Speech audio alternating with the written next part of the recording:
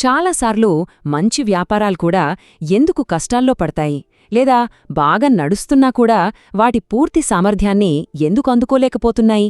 Bill Kennedy తన the 80-20 CEO పుస్తకంలో ఒక అద్భుతమైన పరిష్కారం చూపిస్తున్నారు. కేవలం 100 రోజుల్లోనే ఒక కంపెనీని లాభాల బాట పట్టించొచ్చని చెప్తున్నారు. ఆ రహస్యమేంటో ఇప్పుడు చూద్దాం. హెమింగ్వే చెప్పిన ఈ మాట వ్యాపారాలకు సరిగ్గా సరిపోతుంది. పతనమనేది మొదట చాలా నెమ్మదిగా, ఎవరికీ తెలియకుండా మొదలవుతుంది, ఈ నత్తలాగే. కాని ఒకసారి మొదలయ్యాక అకస్మాత్తుగా కుప్పకూలిపోతుంది.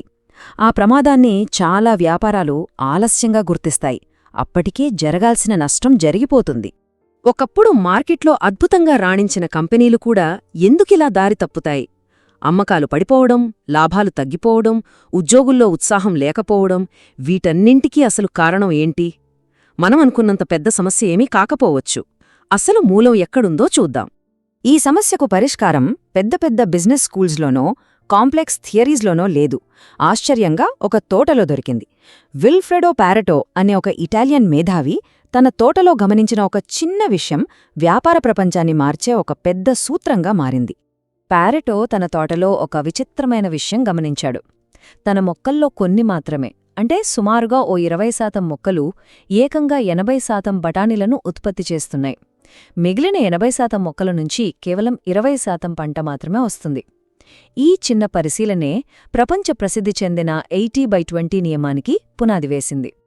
అప్పుడు పారెటోకి అర్థమైంది, ఈ 80-20 అనేది కేవలం బఠానీలకే పరిమితం కాదని. ఇటలీలో 80% భూమి కేవలం 20% ప్రజల చేతుల్లోనే ఉందని గమనించాడు. అలాగే వ్యాపారంలో కూడా 80% ఆదాయం కేవలం 20% కస్టమర్ల నుంచే వస్తోంది. ఇది దాదాపు ఒక ప్రకృతి నియమంలా పనిచేస్తుందన్నమాట. అంటే సింపుల్గా చెప్పాలంటే, మనం చేసే పనుల్లో చాలా కొద్ది పనులే ఎక్కువ ఫలితాలనిస్తాయి. వీటినే క్రిటికల్ ఫ్యూ అంటాం. మిగిలినవన్నీ ట్రివియల్ మెనీ, అంటే చాలా సమయం తీసుకుంటాయి, కానీ ఫలితం మాత్రం చాలా తక్కువ. వ్యాపారంలో సక్సెస్ అవ్వాలంటే ఈ రెండింటి మధ్య తేడాని ఖచ్చితంగా గుర్తించాలి.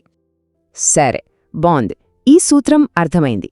కానీ ఒక వ్యాపారం తన క్రిటికల్ ఫ్యూని, అంటే ఆ కీలకమైన 20%ని ఎలా కనుగొనగలదు?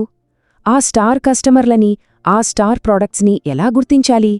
దాని గురించే ఇప్పుడు తెలుసుకోబోతున్నాం. ఈ త్రాసుని ఒక్కసారి చూడండి. ఒకవైపు కొద్దిమంది స్టార్ కస్టమర్లున్నారు, మరోవైపు చాలామంది సాధారణ కస్టమర్లు. కాని ఆ కొద్దిమందే వ్యాపారానికి ఎక్కువ బరువును మోస్తున్నారు, అంటే ఎక్కువ ఆదాయాన్ని తెచ్చిపెడుతున్నారు. మనం చేయాల్సిన మొదటి పని ఈ స్టార్స్ని గుర్తించడమే. ఈ పట్టిక ఒక బిజినెస్కి ఎక్స్రే లాంటిది. క్వాడ్రంట్ 1 ద ఫోర్ట్, అంటే కోట. ఇక్కడే మన టాప్ కస్టమర్లు మన టాప్ ప్రాడక్ట్స్ని కొంటున్నారు. ఇదే మన అసలైన బలం. ఇక క్వాడ్రంట్ 4 ద డ్రాగ్, అంటే భారం. ఇది మన సమయాన్ని, డబ్బుని తినేస్తోంది. ఇదే మన బలహీనత. ఇప్పుడే నంబర్స్ చూస్తే మైండ్ బ్లాంక్ అవుతుంది. క్వాడ్రంట్ 1 మన కంపెనీకి ఏకంగా 200% లాభం తెచ్చిపెడుతుంటే, క్వాడ్రంట్ 4 ఏకంగా 120% నష్టాన్ని కలిగిస్తోంది. అంటే మనం కష్టపడి సంపాదించిన దానికంటే ఎక్కువ కొన్ని పనుల వల్ల కోల్పోతున్నామన్నమాట. ఇది నిజంగా షాకింగ్ కదూ? సో, సమస్య ఏంటో తెలిసింది. డేటా మన చేతిలో ఉంది. ఇప్పుడేం చేయాలి? ఈ విశ్లేషణను యాక్షన్గా మార్చడానికి కెనెడీ ఒక పవర్ఫుల్ 100 డేస్ ప్లాన్ ఇచ్చారు. దాని పేరే PGOS, profitable growth operating system. 100 రోజులు. ఎందుకంటే మార్పు అనేది నెమ్మదిగా కాదు, వేగంగా జరగాలి. ఈ 100 రోజులు ఒక మిషన్ లాంటివి. ఈ సమయంలో PGOS ఫ్రేమ్వర్క్ని ఉపయోగించి ఒక కంపెనీ తన గమనాన్ని పూర్తిగా మార్చుకోవచ్చు. ఈ ప్లాన్లో 4 సింపుల్ స్టెప్స్ ఉన్నాయి. 1. మన టార్గెట్ ఏంటో స్పష్టంగా సెట్ చేసుకోవాలి. 2. మన 80/20 డేటాతో ఒక పక్కా స్ట్రాటజీని రెడీ చేయాలి. 3. మన టీంని కూడా ఆ కొత్త స్ట్రాటజీకి తగ్గట్టుగా మార్చాలి. ఇక చివరిగా 4వది, ఆలోచించడం ఆపి యాక్షన్లోకి దిగిపోవడమే. ఇది చాలా క్లియర్ రోడ్ మ్యాప్ కదా?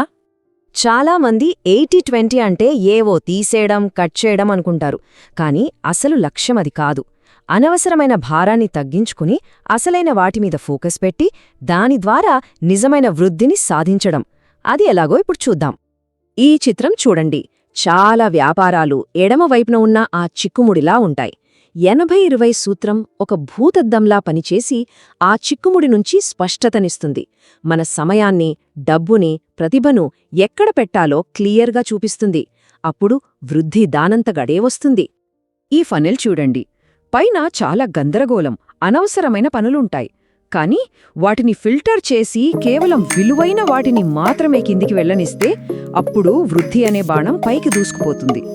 దీనికి ధైర్యం కావాలి. మనకు నష్టం తెచ్చే ప్రాడక్ట్స్కి, కస్టమర్లకి వద్దు అని చెప్పే ధైర్యం కావాలి. పతనంలో ఉన్న ఒక వ్యాపారానికి ఈ మాట చాలా ధైర్యాన్నిస్తుంది. పునాదులపై దృష్టి పెడితే ఇంక కింద పడటానికి ఏమీ ఉండదు. అక్కడ నుంచి పైకి లేవటమే ఏకైక మార్గం. ఈ సూత్రం ఆ పటిష్టమైన పునాదిని అందిస్తుంది. కాబట్టి చివరిగా ఈ ప్రశ్న మిగిలి ఉంది. కేవలం వ్యాపారంలోనే కాదు, మన జీవితంలో కూడా. మన నిజమైన సామర్థ్యాన్ని ఏ ట్రివియల్ మెనీ అడ్డుకుంటున్నాయి? ఆ 80% అనవసరమైన పనులు ఏవి కేవలం 20% ఫలితాల్నిస్తున్నాయి? ఈ ప్రశ్నకు సమాధానం దొరికితే లాభదాయకమైన వృద్ధికి మొదటి అడుగు పడినట్టే. దీని గురించి ఆలోచించండి. Please do subscribe.